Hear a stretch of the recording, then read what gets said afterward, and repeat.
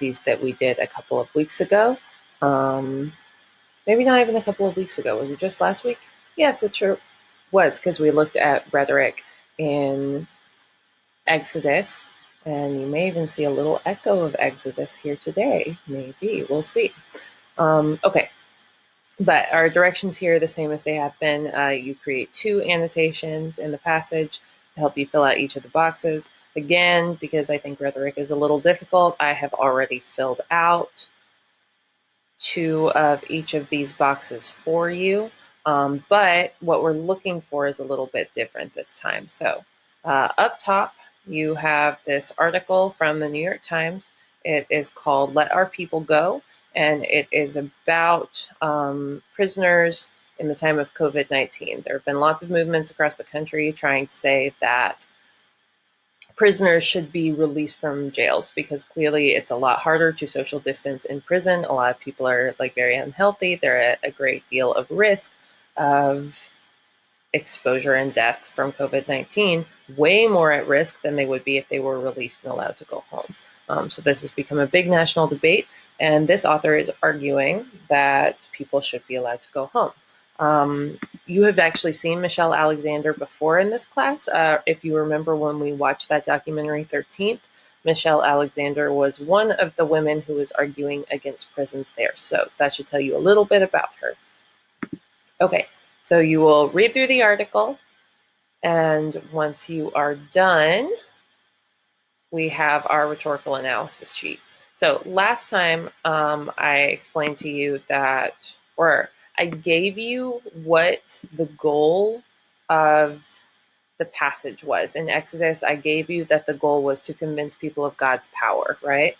Because rhetoric is always trying to convince us of something. It's trying to persuade us.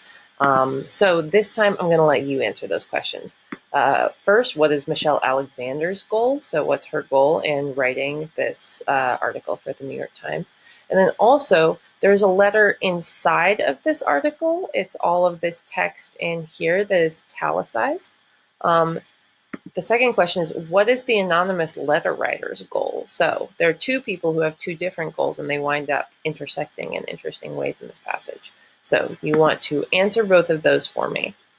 And then when you're actually in these boxes about rhetorical strategy and rhetorical devices, I'm going to ask the question, how is this strategy used to accomplish the goal of the passage? How does this image help accomplish the goal of the passage? How does a symbol help accomplish the goal of the passage? You will answer those questions in alignment with whether you're talking about Michelle Alexander or if you are talking about the prison letter writer. So you need to pay attention to what goal is this actually serving? Is this Michelle Alexander's goal, or is this the prison letter writer's goal? Okay, so with all that in mind, strategy, you want to highlight one example of logos, ethos, or pathos. I highlighted a logos example, so let's go up and look. So I'm looking for a strategy, and I come across this paragraph. I didn't paste all of it in because this is pretty long, but she says, as I see it, people who have been convicted of violent crimes, not just nonviolent ones, should be considered for possible release. Why should we exclude them from consideration? Why should we exclude from consideration someone convicted of armed robbery at 18 who's still locked up at 45 simply because he has 2 more years left of his sentence? Our governments have been willing to shut down our entire economy, sparing only those sectors deemed essential. Shouldn't we also consider whether it is truly essential for millions of people to be caged? So, like always, you want to leave an annotation on anything that you highlight. So I left an annotation here and wrote, why is it so radical to suggest freeing once violent offenders who have been locked up for decades? Logos, this is illogical. So she's trying to say that not releasing people, even if they are violent offenders, not releasing them if they have, almost finished their prison sentence is illogical, especially if we are willing to do other really dramatic things to help prevent the spread of COVID-19. Why wouldn't we do this even less dramatic thing? So I copy paste the strategy, I drop it in here, and I write out my full analysis. You can read imagery for yourself at this point. I think we know what imagery is pretty well. I would recommend looking through this for an example, though. I've been seeing a couple of people writing very short analyses, like one sentence and like a short sentence at that. That's not what we're looking for here. We're looking for like really good answers to both of these questions. What is the image? And how does the image help accomplish the goal of the passage? So you need to convince me that you know what the goal of the passage is, and you need to show me how this image helps the author actually contribute to that goal. So make sure you're going like in as much depth as you actually need to, and you can read this as a good example of that. Okay, illusion. Illusion, we talked about last year, but I'm going to go back over it right now really quickly. Illusion is when a speaker or an author references another text, right? So if I were to say, in the beginning, there was light at the beginning of my speech, I would be referencing the Bible. I'd be referencing the book of Genesis, right? Sorry, annoying. I would be referencing the book of Genesis. And maybe I would be doing that because I want to talk about the beginning of time, but everyone understands, or many people understand, the beginning of time talking about Genesis. But just to say in the beginning there was nothing, that might not ring quite as hard or quite as true, right?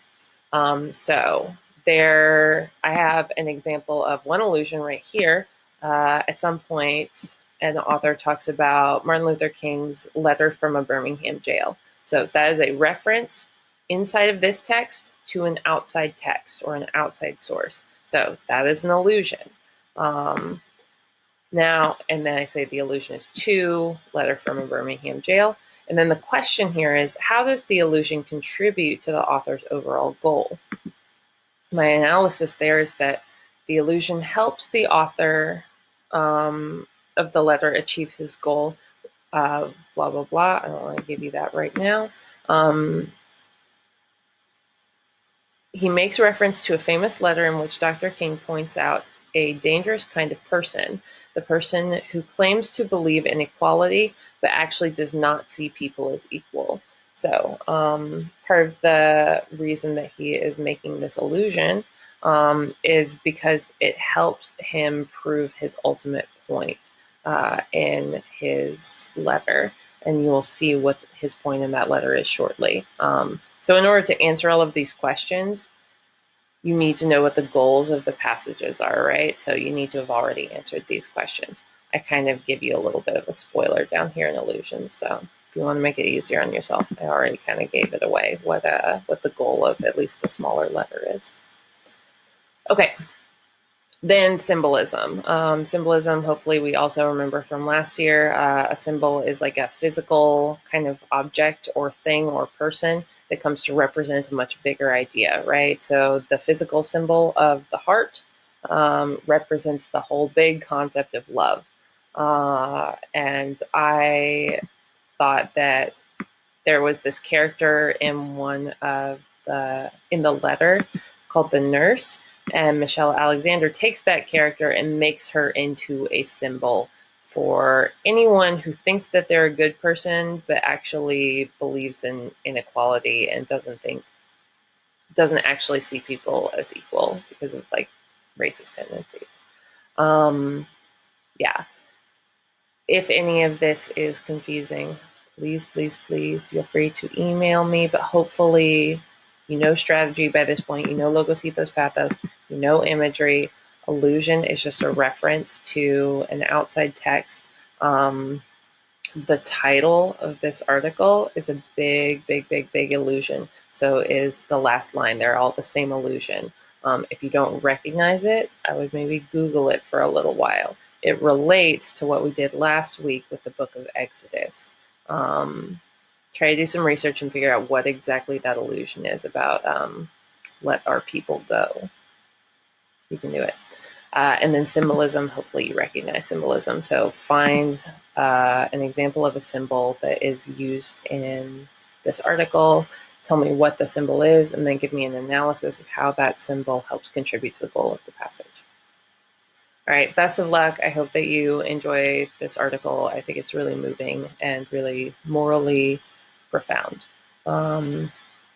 Yeah, thank you so much, Be Work people. Best of luck. Excited to see what you come up with. Okay, bye.